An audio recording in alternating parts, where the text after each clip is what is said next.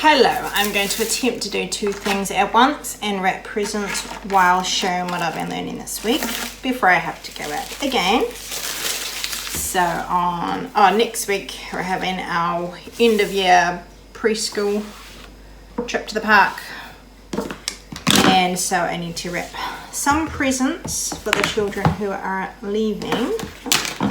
So I've just been shopping this morning to make sure I have enough. So I thought maybe I can talk at the same time.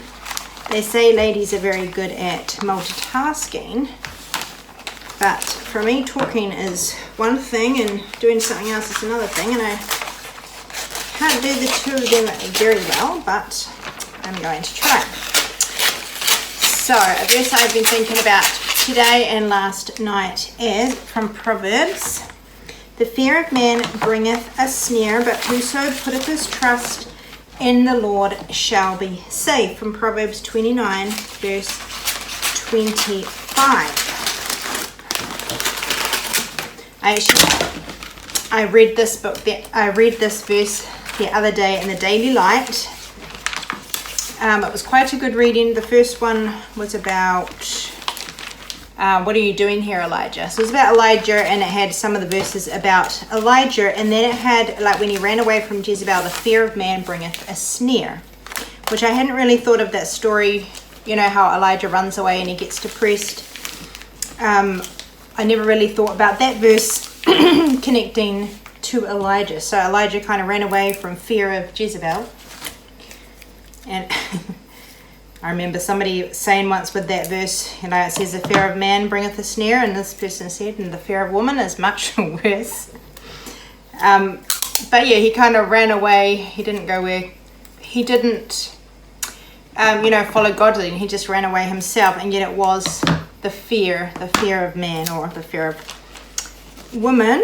And so I had read that the other day, but last night I went to an end of the year kind of, I don't know, party or whatever you call it, kind of finishing up the year for the radio. So all the people who have radio programs were invited to go. And so, because you're talking to people, like I haven't really met many of the other people who do radio programs before. So then you're talking about, you know, what show do you do? And so it was kind of one of the first times talking about my program with people that I didn't know what they thought about it. So usually I've only talked to people that I know would think similarly to me and believe the same things as me. So for me, it was kind of very uncomfortable to have to talk about it to other people that you had no clue what they thought, or whether they approved of it, or were anti or whatever. So I found that quite a challenge, even though it was a good experience, because it's one thing to go there and do something kind of in a private room. It's another thing to talk face to face to people. But this verse says the fear of man brings a snare, and I thought, why should we fear anyway? Like the other people aren't embarrassed or ashamed of what programs they have, so why should I be? And if you are doing a program that's not spiritual in any way, then I guess you don't have that kind of the spiritual battle. Like when you are doing something spiritual, it's like you're going upstream, so it is harder in that way. But yeah, there is no reason to be ashamed. So that verse was kind of a challenge to me, to not be ashamed of my faith or what I do. And actually when I first thought about making YouTube videos, I was afraid of what people would think, but thankfully I did overcome that. Otherwise I never would have made them. So I was doing a little bit of a study on it this morning. So some of the things I wrote down in my notebook is Satan uses snares to trap human beings, and one of those snares is the fear of man. And so it was talking about how there can be two different fears. There can be like the fear of danger, like I guess that's what Elijah had. He was running away because Jezebel had said, his life would be taken. So he was kind of running away to keep himself safe. But there can be, just a fear of what people think of you. And so it's like an anxious need to receive affirmation from those around us. So that's another, the fear of man, just being afraid of what people think of us, or just feeling that need for people to approve of us. Manifests as people-pleasing, compromised values, peer pressure, and a choice not to share our faith. And then the trap is that we fear man instead of fearing God. So yeah, there was Elijah, there was also Peter. When he denied Jesus, he was worrying about what people thought of him instead of worrying about what God thought about him. The fear of God inspires courage and trust. The fear of man leads to disobedience and compromise. The fear of man robs your courage. It makes you say yes when you should say no.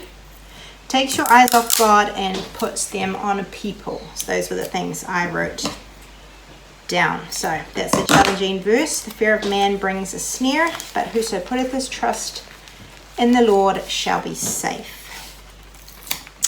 And another thing, on Monday I was going to do the radio, and usually I try to get it all organized, but then on Monday morning, because I don't leave till about 10:30, so on Monday morning once the kids are gone to school, that's when I kind of really focus on making sure I'm all prepared, to make sure I have the songs practiced and, you know, kind of the stories in my mind, and then I go. But so if the children are sick, I can't go, or if I'm sick. But on Monday morning I was just feeling so tired, and I've never felt like that on a Monday before doing the radio. Like, I always get nervous, and it's kind of always hard, but I never felt like, I just felt so tired, and I felt so overwhelmed. I just felt like everything was too much, and I was even starting to think, all right, this week I won't do this or I won't do that. Like, I was trying to, yeah, everything just felt too much. And so I actually went and had a shower. I needed one anyway, but I had been going to do that later in the day because I wanted to focus on getting ready. But I thought often showers make me feel better, so I went and had a shower, and I was actually really thinking about just cancelling, because I just send an email if I can't go in. So I was really thinking about sending an email and saying, sorry, I just not feeling good today, I can't come in. And it wouldn't have mattered if I had, because I could have just gone the next week, because I'm kind of ahead, but I do want to get them as many done before the holidays as possible, so that I don't have to go in the holidays too much. But anyway, when I had the shower, I prayed to God, and I said, you know, I really don't feel like going. I feel like going to bed. Instead, I feel so overwhelmed, and I just feel like I really need a rest and an easy week. But I said, but the thought came to me, maybe this is just spiritual. You know, it often is hard to do something for God, and I just thought maybe it's just, you know, maybe it's just that I'm just having trouble in this way getting there today. So I thought maybe I'm just going to do my best to get ready and to go. And, you know, if I can't, I can't, but I'm going to give it my best shot. But I prayed, you know, if you don't want me to go, then, you know, help me to know. So I just prayed, you know, I'm going to do my best to go. But if I can't go, then that's fine too. And so I decided I was just going to go, because, you know, whatever we do for God, it's usually hard in some way. So after I got out of the shower, I just started practicing my songs. And at first, my body felt really tired. But then it all went away, and I went in, I went to the radio, I did it all, I came home, and I thought, you know, when I get back, I can rest and take it easy. But I didn't even feel like resting when I came back. I felt like just doing my jobs and what I needed to do. And I just thought that was interesting, and it reminded me of the verse, resist Satan, and he will flee from you. So I kind of wondered whether it was just spiritual that I found it so hard to go. Now, I know if you're sick, you know, you can't. There are times when you just can't do things, and like if it was one of my children sick, then there would have been no question about it. I would have just stayed home. But I thought it's just an encouragement to, you know, whatever we do for God is hard. And, you know, we should expect it to be hard, but we shouldn't give up too easily. And it's a good thing when we feel like that, just to pray and say, you know, to ask God for his wisdom and for his help. And maybe what, like I said, I'm just going to give it my best shot, and if I can't go, I can't go. Oh, and I was also thinking about the verse in Esther, if I perish, I perish.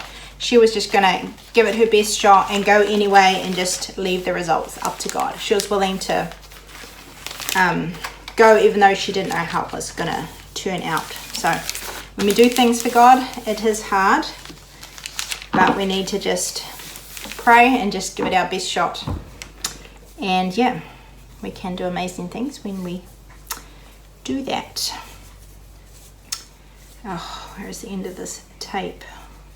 So that's kind of two different things from this week. And I did read a really neat story the other day, which if you've read the book Keep a Quiet Heart, I think that's what it's called, by Elizabeth Elliot, then maybe you've read this story before, but it was such a neat story. I actually read it to my children, so I might quickly read it to you. So the other day I think it was maybe in the afternoon, and I just went outside and sat down for a while, and I probably had a drink, and I picked up this devotional book. And sometimes it's good to just pick up something and read, even if it's just for a few minutes, because often, especially when you pray as well, God often does encourage you and kind of meet you there. And so anyway, this time I read this story, and this is a story that somebody sent to Elizabeth Elliot. So it's a true story. This was a lady who was going rock climbing for the first time. And she said, "I started up the rock as fast as I could, determined to set my face like a flint towards the peak. After a time, I came to a difficult ledge, and my breathless scrambling came to an abrupt halt. Suddenly, the rope was pulled too taut and hit me square in the eye. Oh no, I thought wildly. My contact lens is gone. From my precarious perch, I looked everywhere on the rope and sharp granite rock for a tiny transparent lens which could easily be mistaken for a water droplet. Lord Jesus, help me find it, I prayed and pleaded, knowing the hopelessness of my search with such limited mobility. I looked as long as I could maintain my hold, praying with a sinking heart. Finally, I resumed my climb with one last glimmer of hope. Maybe the contact was still in my eye, crumbled in the corner or up under my eyelid. When I reached the top, I had a friend check to see if she could find it in my eye. It wasn't there. Every hope was gone. I was disappointed and anxious about getting a new contact so far away from home. As we sat and rested, surveying the world from such a gloriously high perspective, the fragment of a verse popped into my head. The eyes of God go to and fro throughout the whole earth. God knows exactly where my contact is. This moment from his high vantage point, the amazing thought struck me. But I'll never see it again, I concluded. So, still glum, I headed down the path to the bottom where the others were preparing to climb. About half an hour later, another girl set out where I had also begun my climb. She had no inkling of the missing contact. But there, at the steep bottom of the rock face, she let out an excited cry. "Hey you guys, did anyone lose a contact?" I rushed over as she continued yelling, "There's an ant carrying a contact down the mountain." Sure enough, special delivery. I bent down, retrieved my contact from the hard-working ant, doused it with water and put it back in my eye, rejoicing. I was in awe, as if my father had just given me, though so undeserving, a big hug and said, "My precious daughter, I care about every detail of your life." I wrote to tell my family. My dad drew a cartoon portraying an ant lugging a big contact 5 times its size. The ant was saying to God, "Lord, I don't understand why you want me to drag this thing down. What use is it anyway? I didn't even know what it is, and I certainly can't eat it, and it's so big and heavy. Oh well, if you say so, Lord, I'll try, but it seems like a useless piece of junk to me." I marvel at God's ways and how he chooses to reveal his mercy in ways far beyond our human comprehension.